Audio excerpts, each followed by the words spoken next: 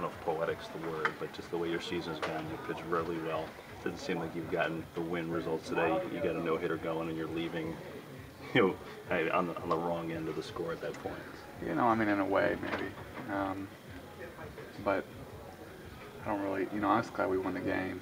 I tell you, if the stat can be beside my name, games that the team's won and my starts, that helps take some of the sting out of it. But, again, you just go after what you can control, and today I had a good knuckleball. I really, in the sixth, when Nick made that catch and Wright, I had the type of knuckleball today where I thought I might have a chance.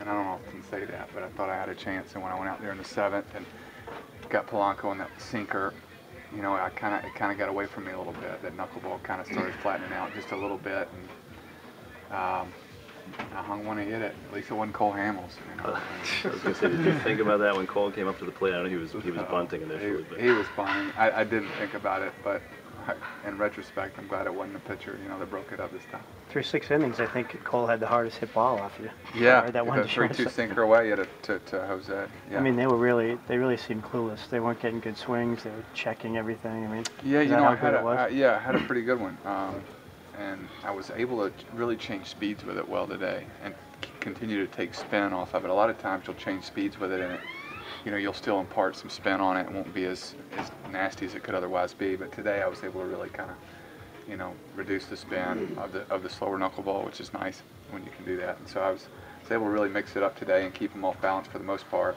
and then just ran into that little bit of friction in the seventh. But outside of that, I felt pretty good about the outing. It's your last start of the year.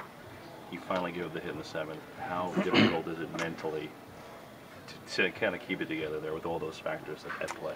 It's not.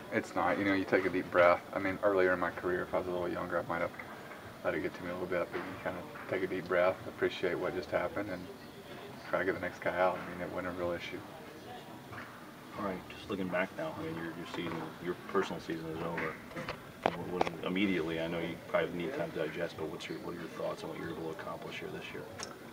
Well, I have such mixed emotions about it because although, statistically I felt like I held up pretty well, and our team obviously made it some strides, but we have a long way to go. And that, you try to hold both. You try to hold that you had a statistically okay season outside of the wins and losses, but the things that I can control, I felt pretty good about this year. I was able to kind of weather some early trouble in the season, pitched through a few injuries, and put together a season that, my whole hope since the beginning of the season, since the beginning of being a knuckleballer, has been, can I be a trustworthy product? And so I think over the course of the last 2 seasons, I think people may start to hopefully quit saying, when's the other shoe going to drop? Hopefully they can embrace, this is who I am. I know I certainly have, and we'll see where that ends up. You're probably well aware of the history of this club, the fact that nobody's pitched a no-hitter. How much, if at all, would that be on the back of your mind? Well, in all honesty, I thought it would be a great gift to not only the fans but the organization. I really felt like, I felt like I had a shot today, when I got out of the sixth. So, obviously, because it's always in the media, it's always on the TV, and but at the end of the day, it comes down to can you take it a pitch at a time, and can you forget everything else? I mean, that's part of it. It certainly wasn't on my mind when I was between the stripes. When that ball was hit to right field, did you think there was any shot that Nick was going to come down with that? No. That was hit a long way. The one in right field? Yeah. I thought you meant on Victorino's bat. Yeah, I thought, because I know the Mo zone, next year, it may be 4 rows deep, but this year, I thought I didn't know how well he got it, but I thought we had a shot because that Mo zone, it's taken plenty away from us, so I thought maybe. And sure enough, he caught it.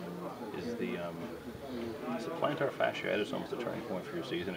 You got hurt and you just turned it on from there, after that game at Wrigley. No, I really felt, I remember even dating back to the Houston game when I gave up those 5 runs early. I was pretty steadfast in my belief that I was close, and that was well before the plantar fascia. So I think it's just really believing in what you can do and committing to that journey, and thankfully, the weather warmed up a little bit.